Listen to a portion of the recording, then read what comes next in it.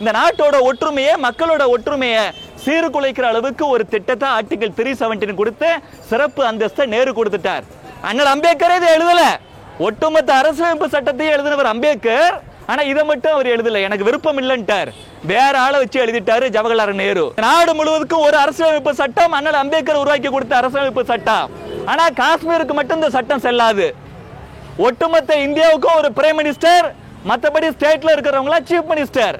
ஆனா காஷ்மீர்ல மட்டும் அந்த ஸ்டேட்டோட சீஃபுக்கு பேரு சீஃப் மினிஸ்டர் இல்லையா, பிரைம் மினிஸ்டர்.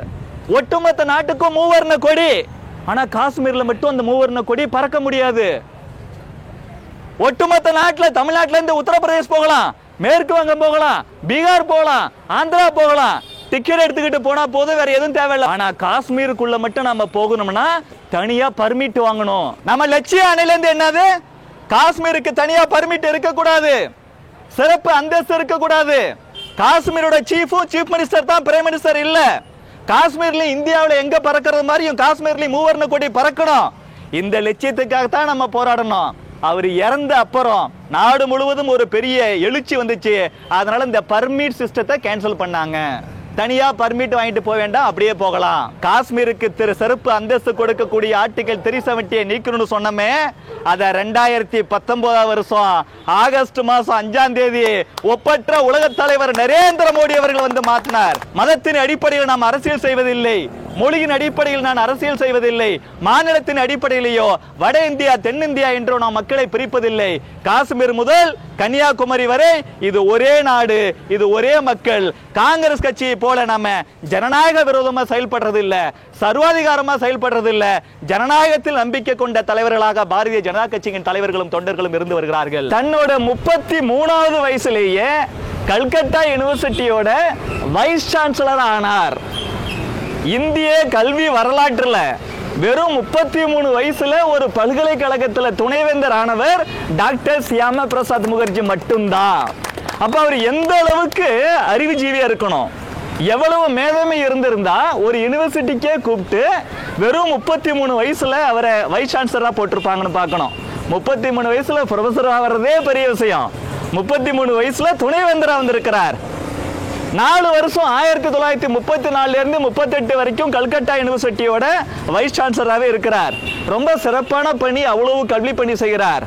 அந்த காலகட்டத்தில் என்ன ஆகுது, முஸ்லீம் லீக்னு ஒரு அரசியல் கட்சி, ஒரு மதவாத அரசியல் கட்சி காலங்காலமா இந்த நாட்டில் காஷ்மீர்லேருந்து கன்னியாகுமரி வரை மக்கள் எல்லாருமே என்ன ஜாதியா இருந்தாலும், என்ன மதமா இருந்தாலும், என்ன மொழியா இருந்தாலும் ஒரு தாய் பிள்ளையா பாரத தாயின் பாச குழந்தைகளை தான் ஒன்னா இருந்தாங்க. ஆனா இந்த முஸ்லீம் லீக்குங்கிற ஒரு மதவாத அரசியல் கட்சி மதத்தின் அடிப்படையில் நம்ம நாட்டு மக்களை பிரிக்க கூறு போட, ஒன்றாக இருந்த பாரத நாட்டை கூறு போடுறதுக்கு திட்டமிட்டு அங்கங்க பரப்புரை செய்ய ஆரம்பிச்சா. இதை பார்த்துட்டு யூனிவர்சிட்டியோட வைஸ் சான்சலரா இருந்த இவரு ரொம்ப கொதிச்சு போறார். இது என்னடா நாட்டு மக்கள் மத்தியில் இவர் பிரிவினை உண்டு பண்றாரு, நாம எல்லாம் இந்த நாட்டுக்கு சுதந்திரம் வேணும்னு சொல்லி எல்லாரும் போராடிட்டு இருக்கிறோம். நிறைய பேர் யாருக்கு என்ன ஃபீல்டில் வேலை பார்க்க முடியுமோ அந்த ஃபீல்டில் வேலை பார்த்து சுதந்திரத்துக்காக நம்ம போராடுறோம். ஆனா இந்த கட்சி மட்டும் மக்களை மதத்தின் அடிப்படையில் கூறு போடுது, நாட்டை ரெண்டாக்க பார்க்குதே, துண்டாக்க பார்க்குதுன்னு சொல்லிட்டு தன்னோட வைஸ் சான்சலர் பொறுப்புல இருந்து வெளியில வந்துட்டு, அன்னைக்கு இந்து மகா சபான ஒரு இயக்கம் இருந்துச்சு, வீர சாவர்கர் தலைமையேற்று நடத்திக்கிட்டு இருந்தார். அதோட செயல் தலைவரா 1939 வரார். வந்துட்டு சொல்றாரு, இந்த நாடு முழுவதும் ஒரே நாடாக, இந்த நாட்டை பிரிக்க முடியாத அளவுக்கு நாட்டு மக்கள் எல்லாருக்கும் ஒன்றுபட்ட இந்தியாவுக்கு சுதந்திரம் வாங்கி கொடுப்பது தான் எங்களுடைய இந்து மகா சபையோட லட்சியம் சொல்லி டிக்ளேர் பண்றார். மதத்தின் அடிப்படையில் பிரிக்க கூடாது, இது ஒரே நாடு, இந்த மக்கள் எல்லாம் ஒண்ணு, இந்த ஒரு நாட்டுக்கு முழுமையான இந்த நாட்டுக்கு விடுதலை வாங்கி கொடுக்கறது தான் இந்து மகா சபையோட நோக்கம் சொல்றார். அதே காலகட்டத்தில் கொஞ்ச நாள் கழிச்சு பார்த்தோம்னா இந்து மகா சபையில் தலைவராக இருந்தது மட்டும் இல்லாமல் அதில் சிறப்பாக பணியாற்றிட்டு இருக்கிறார். 1946 டிசம்பர் மாதம் 9ஆம் தேதி இந்த கான்ஸ்டிடியூவன்ட் அசம்பிளி ஆஃப் இந்தியான்னு சொல்லி இந்திய அரசியலமைப்பு சட்டத்தெல்லாம் உருவாக்குறதுக்கு ஒரு அசம்பிளி இருந்துச்சுல, அதில் உறுப்பினராக தேர்ந்தெடுக்கப்படுகிறார். நாடு வந்துட்டு சுதந்திரம் அடையுது. 1947 ஆகஸ்ட் 15 நாடு சுதந்திரம் அடையுது. நேரு தலைமையில் ஆட்சி அமைக்கிறோம். நம்ம நேரு தான் பிரைம் மினிஸ்டர். பிரைம் மினிஸ்டருக்கு மற்ற அமைச்சர்களை நியமனம் பண்றதுல அத்தனை உரிமை உண்டு, அந்த பிரிவிலேஜ் உண்டு. ஆனா மகாத்மா காந்தி சொல்றாரு, பிரைம் மினிஸ்டர் நேரு, நீங்க யாரனாலும் அமைச்சரா போட்டுக்குங்க, ஆனா உங்க அமைச்சரவையில 2 பேரு கட்டாயம் இடம் பெறணும். அந்த 2 பேரை நான் சொல்றேன், அவங்கள நீங்க சேர்த்துக்கிட்டீங்கன்னா நாட்டுக்கும் நாட்டு மக்களுக்கும் உங்க அரசாங்கத்துக்கும் நல்லதுன்னு சொல்லி அண்ணல் அம்பேத்கர் அவர்கள் ஒருத்தரையும், அடுத்ததா டாக்டர் சியாமா பிரசாத் முகர்ஜி அவர்களையும் மகாத்மா காந்தி அவர்கள் வந்துட்டு வற்புறுத்தி சேர்த்துக்க சொல்றாங்க. நேருக்கு பிடிக்குதோ பிடிக்கலையோ, காந்திஜி சொல்லிட்டாருன்னு சொல்லி இவங்க 2 பேரையும் சேர்த்துக்கிட்டாங்க. அப்ப அவர் என்ன ஆனார்னா, minister for industry and supply, இன்னைக்கு minister of commerce and industries இருக்குல்ல, அதுதான் இன்னைக்கு மினிஸ்டர் ஃபார் இண்டஸ்ட்ரி அண்ட் சப்ளைன்னு இருந்துச்சு. அதோட மினிஸ்டரா வரார், மிகச்சிறப்பா பணியாற்றிட்டு இருக்கிறார். நேருக்கும் இவருக்கும் பல்வேறு விஷயத்துல கருத்து வேறுபாடு வருது. நேரு வெளிநாட்டில் படித்தவர், இந்த கம்யூனிஸ்ட் சித்தாந்தத்தில் ஈடுபாடு கொண்டவர். கம்யூனிஸ்ட் சித்தாந்தம் இந்தியாவுக்கு ஒத்து வராதுன்னு அண்ணல் அம்பேத்கரே சொல்லிட்டாரு. உலகம் முழுவதும் இன்னைக்கு கம்யூனிஸ்ட் செத்து போச்சு. சீனாவில் கூட ஒரிஜினல் கம்யூனிஸ்ட் இவனு பேசுறது இல்லை, அங்கேயும் கூட கேபிட்டலிசம் தான் இருக்குது. என்னதான் டிஃபரன்ஸ் ஆஃப் ஒப்பீனியன் இருந்தாலும் கூட மகாத்மா காந்தி சொல்லித்தானே இவர் அமைச்சரவையில் வந்தோம், நம்ம வேலை பார்க்கணும், வேலை பார்த்துக்கிட்டு இருந்தாரு. ஆனால் உச்சகட்டமாக என்ன ஆயிடுச்சுன்னா, நாடு 1947 நமக்கு சுதந்திரம் அடையுது. ஆனால் அதுக்கு ஒரு நாளைக்கு முன்னாடியே ஆகஸ்ட் 14 அங்கே வந்துட்டு பாகிஸ்தான் பிரிஞ்சு போயிடுது. ஆகஸ்ட் 15 இந்தியாவுக்கு சுதந்திரம். ஆனால் பிரிஞ்சு போன பாகிஸ்தானில் என்னாச்சுன்னா, கிழக்கு பகுதியில், பாகிஸ்தானோட கிழக்கு பகுதியில் அங்க இருந்த இந்துக்களை அரசாங்கத்தோட உதவியோட பாகிஸ்தானை சார்ந்த இஸ்லாமியர்கள் வன்முறை அவங்க மேல கட்டவிழ்த்து விட்டாங்க. வன்முறை வந்ததால லட்சக்கணக்கான இந்துக்கள் பாகிஸ்தானின் கிழக்கு பகுதியிலிருந்து அகதிகளாக பாரத நாட்டுக்குள்ள ஓடி வராங்க. அப்படி இருக்கும்போது பாகிஸ்தான் அரசாங்கத்தை குறை சொல்லணும் தானே. அதை விட்டுவிட்டு அன்றைய பிரதமர் ஜவஹர்லால் நேரு அவர்கள் பாகிஸ்தானோட பிரதமராக இருந்த லியாக்கத் அலிகான் கூட ஒரு ஒப்பந்தம் போடுறார். லியாக்கத் நேரு பேக்ட்னே பேர் இருக்கு. அந்த ஒப்பந்தப்படி பாகிஸ்தானை எந்த குறையுமே சொல்லல. ஆனா அகதிகளா இந்துக்கள் அடித்து விரட்டப்படுகிறார்கள். அதனால தான் எல்லாம் இந்தியாவுக்குள்ள ஒட்டியாடுறாங்க. அப்ப டாக்டர் சியாமா பிரசாத் முகர்ஜி சொல்றாரு, நீங்க செய்யறது தப்பு. பாகிஸ்தான் அரசாங்கத்தோட ஆதரவோட தான் இந்த வன்முறை நடக்குது. நீங்க அவங்களை குற்றம் சாட்டணும், அவங்கள பொறுப்பாக்கணும், அகதி இந்துக்களுக்கு பாதுகாப்பு கொடுக்கணும், இதெல்லாம் வலியுறுத்தணும், இல்லைன்னா ஒப்பந்தம் போடக்கூடாதுன்னு சொல்றாங்க. ஆனா நேரு கேட்கல. அதனால இவர் ரொம்ப கோபப்பட்டு 1950 வருஷம் ஏப்ரல் மாசம் 6ஆம் தேதி ஒரு 2.25 வருஷம் மட்டும் அவர்கிட்ட மினிஸ்டரா இருந்துட்டு நான் பதவியை ரிசைன் பண்ணிட்டு வரேன்னு சொல்லி வராரு. சுதந்திர இந்திய அரசியல் வரலாற்றில் இந்த நாட்டுக்காகவும் இந்த நாட்டு மக்களுக்காகவும் தனது பதவியை துச்சம் என தூக்கி எறிந்து ராஜினாமா பண்ணிவிட்டு வந்த முதல் அமைச்சர் டாக்டர் சியாமா பிரசாத் முகர்ஜி அவர்கள். இதே பாருங்க, பக்கத்துல ஈழத்துல 1 லட்சம் தமிழர்களை வந்துட்டு கொண்டு குமிச்சப்ப கூட சில பேர் தங்களோட பதவியை ரிசைன் பண்ணவே இல்லை. அவங்களுக்கு பதவி தான் முக்கியம் இருந்தாங்க. ஆனா டாக்டர் சியாமா பிரசாத் முகர்ஜி அவர்கள், நீ லட்சக்கணக்கான இந்துக்களை அவன் அடிச்சு விரட்டுறா, அகதியா அங்க வராங்க, அதை கண்டுக்காம நீ ஒப்பந்தம் போடுற, எதிர்ப்பு தெரிவிக்கிற சொல்லி பதவியை ராஜினாமா பண்ணிட்டு வந்தார். இந்த காலகட்டத்தில் என்னாச்சுன்னா, நாடு சுதந்திரம் அடைஞ்சு 1948 ஜனவரி மாசம் 30ஆம் தேதி மகாத்மா காந்தியை கோட்சேங்கிற கொடியவன் படுகொலை செய்து விட்டான். திட்டமிட்டே நேரு என்ன பண்ணிட்டார்னா, கொஞ்சம் கூட சம்பந்தம் இல்லை ஆர்எஸ்எஸ்க்கு தெரிஞ்சும் கூட மகாத்மா காந்தி கொலை வழக்கில் ஆர்எஸ்எஸ் மேல அவதூறு பரப்பி வீண்பழி சுமத்தி ஆர்எஸ்எஸ் தடை பண்ணார். அண்ணல் அம்பேத்கர் அவர்கள் கூட ஆர்எஸ்எஸ்க்கும் மகாத்மா காந்தி படுகொலைக்கும் சம்பந்தம் இல்லைன்னு சொன்னதாக ஒரு புத்தகத்தில் இருக்கு. அந்த புத்தகத்தை ஐயா ராஜசிம்மன் ஐயா அவர்கள் என்கிட்ட கொடுத்தாங்க. பட்டேல் அவர்களும் சொல்லி பார்க்கிறாரு, கேட்கல. அந்த காலகட்டத்தில் பார்த்தோம்னா ஆர்எஸ்எஸ்ல காங்கிரஸ் கட்சிக்காரங்க இருந்தாங்க, கம்யூனிஸ்ட் கட்சிக்காரங்க இருந்தாங்க, பல்வேறு அரசியல் கட்சியை சார்ந்தவர்களும் ஆர்எஸ்எஸ்ல சேர்ந்து பயிற்சி பெற்றாங்க. ஆனா மகாத்மா காந்தி கொலையில சம்பந்தமே இல்லாம ஆர்எஸ்எஸ் சேர்த்தப்ப இதுல பயிற்சி பெற்ற எந்த கட்சிக்காரனும் ஆர்எஸ்எஸ்க்கு ஆதரவு கொடுக்கல. இப்ப நீ எல்லாம் ஆர்எஸ்எஸ்ல இருக்கிற, ஆர்எஸ்எஸ் உனக்கு பயிற்சி கொடுத்திருக்கு, நல்ல விஷயங்களை சொல்லி கொடுத்திருக்கு, நல்ல ஆளுமையை உனக்கு மாத்தி இருக்குது. ஆர்எஸ்எஸ் வன்முறையில் நம்பிக்கை இல்லாத இயக்கம், அறவழி இயக்கம். அப்படிப்பட்ட ஆர்எஸ்எஸ் மேல வீண்பழி சுமத்துறாங்களே, நீங்க எதிர்ப்பு தெரிவிக்கிறதுல அப்படின்னா யாரும் தெரிவிக்கல. அதனால ஆர்எஸ்எஸ்ல இருந்த முக்கியமான தலைவர்கள் எல்லாம் என்ன செஞ்சாங்கன்னா, நம்மளோட கொள்கைகளை பேசக்கூடிய ஒரு அரசியல் கட்சி வேணும், நாம ஒரு அரசியல் கட்சி ஆரம்பிக்கணும்னு சொல்றாங்க. அன்னைக்கு ஆர்எஸ்எஸ் தலைவராக இருந்த குருஜி கோல்வால்கர் அவர்கள் மிகப்பெரிய மகான். அவர் சொன்னாரு, RSS என்பது தேசிய மறுமலர்ச்சிக்காகவும் சமுதாய ஒற்றுமைக்காகவும் தனி மனித ஒழுக்கத்திற்காகவும் மேம்பாட்டிற்காகவும் ஆரம்பிக்கப்பட்ட இயக்கம். நாம நேரடியா ஒருபோதும் அரசியலில் ஈடுபடக்கூடாதுன்னு RSS தலைவர் சொல்லிட்டார். ஒரு 2 வருஷமா அவரை கன்வின்ஸ் பண்ணவே முடியல. இதே காலகட்டத்தில் 1950 ஏப்ரல் 6 டாக்டர் சியாமா பிரசாத் முகர்ஜி வெளில வந்துட்டார்ல. வெளியில வந்துட்டு அவரு ஜாதி மதம் மொழி இதுலலாம் நம்பிக்கை இல்லாம இந்த அடிப்படையில் மக்களை பிரிக்காம காஷ்மீர்லேருந்து கன்னியாகுமரி வரை இந்திய நாட்டு மக்கள் எல்லோரையும் ஒன்றுபடுத்தக்கூடிய ஜனநாயகத்தில் நம்பிக்கை கொண்ட ஒரு அரசியல் கட்சி ஆரம்பிக்க போறேன்னு சொல்லிட்டு பாரதிய ஜனசங்கம்னு ஒரு கட்சியை மேற்கு வங்காளத்தில் ஆரம்பிக்கிறார். ஆரம்பிச்ச அந்த காலகட்டத்தில் RSSல இருக்கிறவங்க என்ன சொல்றாங்கன்னா, குருஜி கோல்வால்கர்கிட்ட தனியா ஒரு கட்சி ஆரம்பிப்போம் சொன்னோம், நீங்க வேணான்ட்டீங்க. அட்லீஸ்ட் நம்ம சிந்தனைகள் கூட ஒத்து போகக்கூடிய டாக்டர் சியாமா பிரசாத் முகர்ஜி அவர்கள் ஒரு இயக்கம் ஆரம்பிச்சிருக்கிறாரு, நாம அவருக்கு ஆதரவு கொடுக்கலாம் சொல்லும்போது மறுபடியும் RSS தலைவர் நாம அரசியல் கட்சிகளோட சேர்ந்து, அதுவும் குறிப்பா ஒரு அரசியல் கட்சி கூட சேர்ந்து நம்ம வேலை பார்க்கறது முறையா இருக்காது, நம்ம இந்த நாட்டுக்காக மக்களோட ஒற்றுமைக்காகத்தான் வேலை பார்க்கணும் அப்படின்ட்டு அவ்வளவு சாதாரணமா ஒத்துக்கல. ஒரு காலகட்டத்தில் RSS ஓட சீஃப் குருஜிக்கும் டாக்டர் சியாமா பிரசாத் முகர்ஜி இடையில ஒரு நேரடி சந்திப்பு நடக்குது.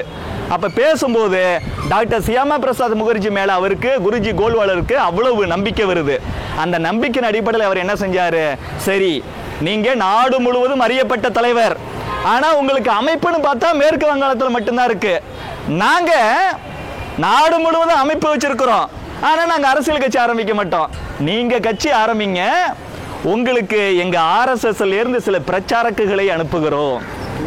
பதவி பணம் எதுலையுமே ஆசைப்படாத, லட்சியத்திற்காக மட்டுமே உழைக்கக்கூடிய RSS சுயம் சேவகர்கள் தங்களது வாழ்க்கையையே இந்த சமுதாயத்திற்காகவும் தர்மத்திற்காகவும் அர்ப்பணித்துக் கொண்டு வாழக்கூடிய பிரச்சாரக்குகளை அனுப்புகிறோம் சொல்லி அந்த அடிப்படையில் பண்டிட் தீன் தயாள் உபாத்யாயா உள்ளிட்ட அடல் பிகாரி வாஜ்பாய் உள்ளிட்ட சில பிரச்சாரக்குகளை அனுப்பி 1951 அக்டோபர் மாதம் 21 ஆரம்பிக்கப்பட்டது தான் பாரதிய ஜனசங்கம்.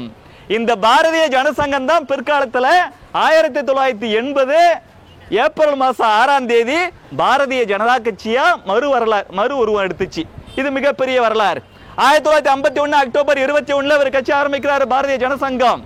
அதோட முதல் பொதுச் செயலாளரா பண்டிட் தீன் தயாள் உபாத்யாயாவை நியமனம் பண்றார். அடல் பிகாரி வாஜ்பாய் அவர்கள் தேசிய செயலாளர்கள் ஒருத்தரா வராங்க, சிறப்பாக பணியாற்றுகிறார்கள்.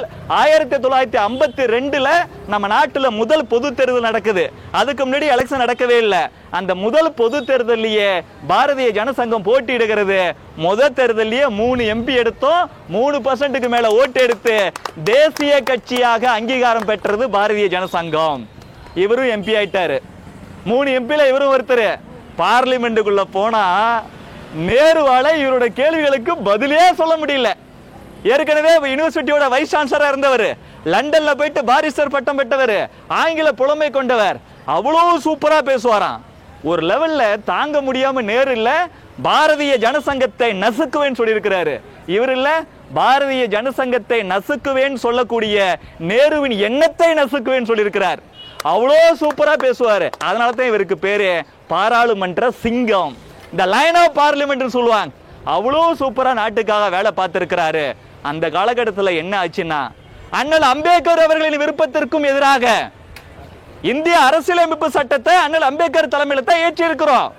ஆனா அவரோட விருப்பத்துக்கு எதிராக நேரு என்ன செஞ்சிட்டாருன்னா, ஆர்டிகல் 370 சேர்த்து காஷ்மீருக்கு மட்டும் ஸ்பெஷல் ஸ்டேட்டஸ், ஒட்டுமொத்த இந்தியாவும் ஒண்ணு, காஷ்மீர் மட்டும் கொஞ்சம் வேற. இந்தியா முழுவதும் இருக்குல்ல ஒரு நாடு, இந்த நாடு முழுவதுக்கும் ஒரு அரசியலமைப்பு சட்டம், அண்ணல் அம்பேத்கர் உருவாக்கி கொடுத்த அரசியலமைப்பு சட்டம். ஆனா காஷ்மீருக்கு மட்டும் இந்த சட்டம் செல்லாது. ஒட்டுமொத்த இந்தியாவுக்கும் ஒரு பிரைம் மினிஸ்டர், மற்றபடி ஸ்டேட்ல இருக்கிறவங்களா சீஃப் மினிஸ்டர். ஆனா காஷ்மீர்ல மட்டும் அந்த ஸ்டேட்டோட சீஃபுக்கு பேரு சீஃப் மினிஸ்டர் இல்லையா, பிரைம் மினிஸ்டர். ஒட்டுமொத்த நாட்டுக்கும் மூவர்ண கொடி, ஆனா காஷ்மீர்ல மட்டும் அந்த மூவர்ண கொடி பறக்க முடியாது. ஒட்டுமொத்த நாட்டில் தமிழ்நாட்டில இருந்து உத்தரப்பிரதேஷ் போகலாம், மேற்கு வங்கம் போகலாம், பீகார் போகலாம், ஆந்திரா போகலாம். டிக்கெட் எடுத்துக்கிட்டு போனா போதும், வேற எதுவும் தேவையில்லை. பாஸ்போர்ட் போல தேவையில்லை. ஒரு நாட்டுக்குள்ள இருக்க பாஸ்போர்ட். ஆனா காஷ்மீருக்குள்ள மட்டும் நம்ம போகணும்னா தனியா பர்மிட் வாங்கணும். இந்த மாதிரி மோசமான இந்த நாட்டோட ஒற்றுமையை, மக்களோட ஒற்றுமையை சீர்குலைக்கிற அளவுக்கு ஒரு திட்டத்தை ஆர்டிகல் 317 கொடுத்து சிறப்பு அந்தஸ்தை நேரு கொடுத்துட்டார். அண்ணல் அம்பேத்கரே இதை எழுதல. ஒட்டுமொத்த அரசியலமைப்பு சட்டத்தையும் எழுதினவர் அம்பேத்கர். ஆனா இதை மட்டும் அவர் எழுதல, எனக்கு விருப்பம் இல்லைன்ட்டார். வேற ஆளை வச்சு எழுதிட்டாரு ஜவஹர்லால் நேரு.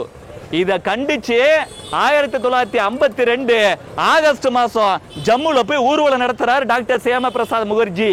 அப்ப சொல்றார், ஜம்மு காஷ்மீருக்கு இந்திய அரசியலமைப்பு சட்டத்தை கொண்டு வருவேன் அல்லது என் உயிரையே விடுவேன் சொல்றார். அன்னைக்கு சொல்லிட்டு 1953 மே மாசம் ஒரு மிகப்பெரிய சத்தியாகிரகம் ஜம்மு காஷ்மீர்ல நடத்துறார். பர்மிட் வாங்காம உள்ள போயிட்டாருன்னு சொல்லி இவரை அரெஸ்ட் பண்ணி ஜெயில போடுது அன்றைய காங்கிரஸ் அரசாங்கம். நல்ல உடம்பு, வெறும் 51 வயசு தான் முடிஞ்சிருக்கு, நல்ல ஆரோக்கியமா இருக்கிறார். ஆனா அவர் ஜெயில போட்டு திடீர்னு ஒரு நாள் ஹார்ட் அட்டாக்ல இறந்து போயிட்டாருன்னு சொல்லி வெளியில சொல்லிடுறாங்க. அது சாதாரண இறப்பு இல்ல, ஹார்ட் அட்டாக்லாம் கிடையாது. அது மிகப்பெரிய படுகொலையாக இருக்கும் என்று பாரதிய ஜனதா கட்சி சந்தேகம் கொள்கிறது என்று அடல் பிகாரி வாஜ்பாய் அவர்களே பேசியிருக்கிறார். ரீசன்ட் பாஸ்ட்ல பேசியிருக்கிறார். இவங்களோட அம்மா திருமதி ஜோக்மாயா தேவி அவர்கள் சொல்றாங்க நேரு அவர்கள்ட்ட, நேரு அவர்களே, என் புள்ள நல்ல ஆரோக்கியமா இருந்தான், அவனுக்கு எந்த வியாதியும் இல்லை, நோய் நொடி இல்லாத உடல், அவருடைய இறப்புல எங்களுக்கு ஏதோ மர்மம் இருக்கிறது நினைக்கிற சந்தேகம் இருக்குது, நீங்க ஒரு விசாரணை கமிஷன் போட்டு விசாரிச்சு சொல்லணும்னு சொல்லி சொல்றாங்க. அந்த அம்மையார் மன்றாடி கேட்டுக்கிட்டும் கெஞ்சி கேட்டுக்கிட்டும் கூட மனசாட்சி இல்லாத அன்றைய காங்கிரஸ் அரசாங்கம், ஜவஹர்லால் நேரு அரசாங்கம் ஒரு விசாரணை கமிஷன் கூட போடவில்லை. படுகொலை தான் அது, அப்படித்தான் நமக்கு சந்தேகம் இருக்கிறது. ஆனா இவங்க என்ன செஞ்சிட்டாங்கன்னா ஹார்ட் அட்டாக்ல இறந்துட்டாங்கன்னு சொல்றாங்க. அன்னைக்கு 1953 ஜூன் மாசம் 23ஆம் தேதி இறந்து போயிட்டார். நம்ம லட்சிய அணையிலிருந்து என்னது, காஷ்மீருக்கு தனியா பர்மிட் இருக்கக்கூடாது, சிறப்பு அந்தஸ்து இருக்கக்கூடாது. காஷ்மீரோட சீஃப் மினிஸ்டர் தான் பிரைம் மினிஸ்டர் இல்ல. காஷ்மீர்ல இந்தியாவில் எங்க பறக்கிறது மாதிரியும் காஷ்மீர்ல மூவர்ண கொடி பறக்கணும். இந்த லட்சியத்துக்காக தான் நம்ம போராடணும். அவர் இறந்த அப்புறம் நாடு முழுவதும் ஒரு பெரிய எழுச்சி வந்துச்சு. அதனால இந்த பர்மிட் சிஸ்டத்தை கேன்சல் பண்ணாங்க. தனியா பர்மிட் வாங்கிட்டு போக வேண்டாம், அப்படியே போகலாம். காஷ்மீருக்கு சிறப்பு அந்தஸ்து கொடுக்கக்கூடிய ஆர்டிகல் 370 நீக்கணும்னு சொன்னமே, அத 2019 வருஷம் ஆகஸ்ட் மாசம் 5ஆம் தேதி ஒப்பற்ற உலக தலைவர் நரேந்திர மோடி அவர்கள் வந்து மாற்றினார், அதை நீக்கினார். இவர் இறந்து 66 வருஷம் கழிச்சு பாரதிய ஜனதா கட்சி அன்னைக்கு ஒரு விஷயம் சொல்லிட்டு அது அப்படியே இன்னொரு நாள் விட்டு போகக்கூடிய இயக்கம் கிடையாது. நமது லட்சியம் எதுன்னு சொல்லி கட்சி ஆரம்பிக்கும் போது சொன்னோமோ அதை தொடர்ந்து அதுக்காக போராடி போராடி மக்கள் மனசுல எடுத்து சொல்லி மக்களோட பேர் ஆதரவோட ஆட்சி அமைச்சு நம்ம என்ன செஞ்சிருக்கிறோம், சிறப்பு அந்தஸ்தை நீக்கி இன்னைக்கு காஷ்மீர் மக்களும் நாங்களும் முழு இந்தியர்கள், நாங்களும் தமிழர்கள் போல, நாங்களும் தெலுங்கர்கள் போல, நாங்களும் மலையாளிகள் போல, நாங்களும் இந்திக்காரர்கள் போல, கன்னடிகர்கள் போல, காஷ்மீர் மக்களும் நாங்களும் பாரத தாயின் பாச குழந்தைகள் அப்படின்னு அவங்களுக்கும் நம்மளை போலவே ஒரு ஒற்றுமை உணர்வு வந்திருக்கிறது. கட்சி ஆரம்பிக்கும் போதே சொன்னார், பாரதிய ஜனசங்கம் என்பது ஜாதியிலேயோ மதத்திலேயோ மொழியிலேயோ மக்களை பிரிக்காது. காஷ்மீர்ல இருந்து கன்னியாகுமரி வரை இது ஒரே நாடு அப்படிங்கிற ஒற்றுமை எண்ணத்துல உறுதியான நம்பிக்கை கொண்டு இருக்கக்கூடியது ஜனநாயக கட்சியாக இருக்கும் அன்னைக்கு சொன்னார். அந்த அடிப்படையில் தான் இன்னைக்கு பாரதிய ஜனதா கட்சியின் அத்துணை தலைவர்களும் அத்தனை தொண்டர்களும் ஜாதியின் அடிப்படையில் நாம் அரசியல் செய்வதில்லை, மதத்தின் அடிப்படையில் நாம் அரசியல் செய்வதில்லை, மொழியின் அடிப்படையில் நான் அரசியல் செய்வதில்லை, மாநிலத்தின் அடிப்படையிலேயோ வட இந்தியா தென்னிந்தியா என்றோ நாம் மக்களை பிரிப்பதில்லை. காஷ்மீர் முதல் கன்னியாகுமரி வரை இது ஒரே நாடு, இது ஒரே மக்கள். காங்கிரஸ் கட்சியை போல நாம ஜனநாயக விரோதமா செயல்படுறது இல்ல, சர்வாதிகாரமா செயல்படுறது இல்ல. ஜனநாயகத்தில் நம்பிக்கை கொண்ட தலைவர்களாக பாரதிய ஜனதா கட்சியின் தலைவர்களும் தொண்டர்களும் இருந்து வருகிறார்கள். இந்த மகத்தான மனிதனின் வாழ்க்கையில் இருந்து நாம் புரிந்து கொள்ள வேண்டியது, நாம் எந்த ஜாதியா இருக்கலாம், எந்த மதமா இருக்கலாம், எந்த மொழியா இருக்கலாம், எந்த மாநிலமா இருக்கலாம், ஆனா நம்ம எல்லாரும் பாரத தாயின் பிள்ளைகள், அந்த ஒற்றுமையோடு இருக்கணும். ஆனா நம்மளை பார்த்து வேணும்னே சில பேர் மதவாத கட்சிங்கிறான். முதல்ல இவர் கட்சி ஆரம்பிக்கும் போதே தமிழ்நாட்டுக்கு ஒரு தலைவர் போட்டார். இவர் அகில இந்திய தலைவர் இல்லையா, தமிழ்நாட்டுக்கு ஒரு தலைவர் போட்டார். அவர் பேரு வி.கே. ஜான். அவர் ஒரு கிறிஸ்தவர். அவர்கிட்ட போய் கேட்கிறாங்க, என்னங்க இந்த கட்சியை இந்து மதவாத கட்சின்னு சொல்றாங்க, கிறிஸ்தவரான நீங்க எப்படி இந்த கட்சிக்கு போகலான்னு அவர் சொல்றார். டாக்டர் சியாமா பிரசாத் முகர்ஜி இருக்கக்கூடிய இடத்தில் மதவாதம் ஒருபோதும் இருக்காது.